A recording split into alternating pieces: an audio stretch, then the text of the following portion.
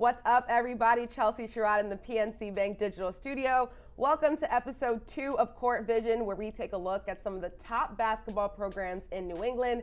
Coach Scott Spinelli, former interim head coach at Boston College, is back again to talk about the only men's program in New England ranked in the top 25, UConn. Coach, you ready to talk Huskies?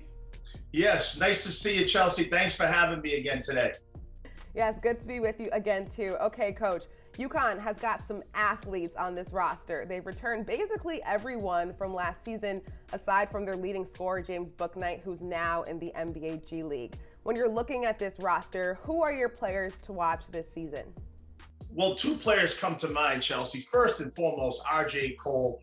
As he goes, UConn goes. You know, he's a senior point guard who can actually do it on both ends of the floor. Very complete. Three-level scorer at the rim, mid-range, three-point shooter, also facilitates to make his teammates better. And the one thing he does a great job of is he really pressures the basketball defensively, both full court, 94 feet, and he actually makes it hard for the opposition's point guard to initiate offense because he pressures the ball so hard. The other young man in the front court, Adama Sanogo, and I know it's early, but he might be the most improved player right now in college basketball, averaging 7 points per game last year. He's up to 20 points per game, Chelsea, shooting 80% from the floor, and he's doing it in ways that it translates. Left shoulder, right hook, right shoulder, turnaround, 17-foot jump shots. And a credit to the kid's work ethic, but also Coach Hurley and his coaching staff, strength and conditioning for their individual developmental program with him. Definitely. Sanogo, completely dominant player, Coach. Just like you said, he can handle the ball. He moves well down the court. He's definitely a player to watch. Okay, Coach, UConn opened the season with 2 big wins over Central Connecticut State and Coppin State, 2 games that they should have won, right? But looking at their schedule, especially the conference slate, can you give me your top 3 matchups on their schedule? 3 matchups that come to mind, Chelsea, would first be the game against Auburn down at the Battle for Atlantis in the Bahamas, which is a non-conference tournament, playing against a team that's going to be an Ncaa caliber team. And it's a good chance for UConn to kind of gauge what their strengths and weaknesses may be.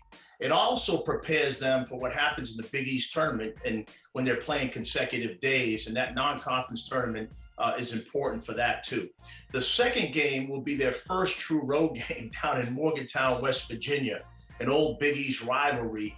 2 teams that kind of mirror one another. They pride themselves on physicality, toughness, intensity.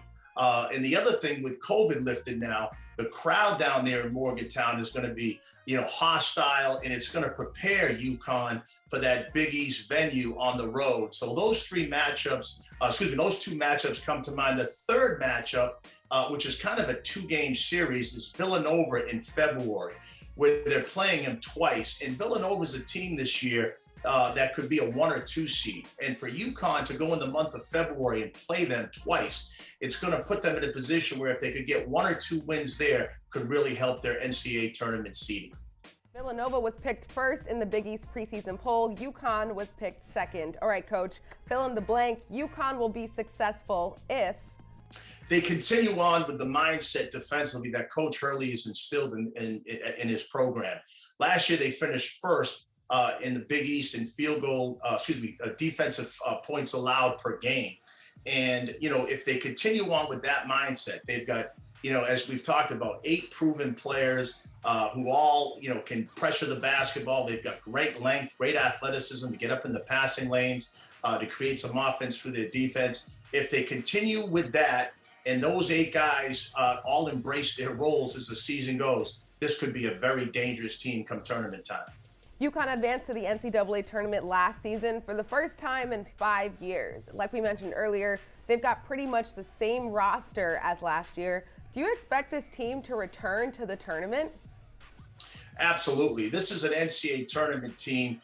As a coach, Chelsea, who's been to the tournament, the one thing that really, kind of sticks out here with UConn's team is they've got a very experienced team. They've got 4 seniors, 2 juniors, and 2 sophomores who have all been around UConn's program. So there's continuity within the program. And when you get old like that, you have an opportunity with that kind of experience to get to the tournament and also to advance. I think the key this year with them is when they get into the tournament, as we know, Chelsea, the game of basketball is about matchups. And with that kind of depth, with those 8 proven players, they can play a lot of different combinations against different teams. In the NCAA tournament, that bodes well in terms of advancing in the tournament. Definitely. Okay, UConn is 2-0 with 2 games against LIU and Binghamton up next. Coach Spinelli will be back with us next week to break down the Huskies from Northeastern.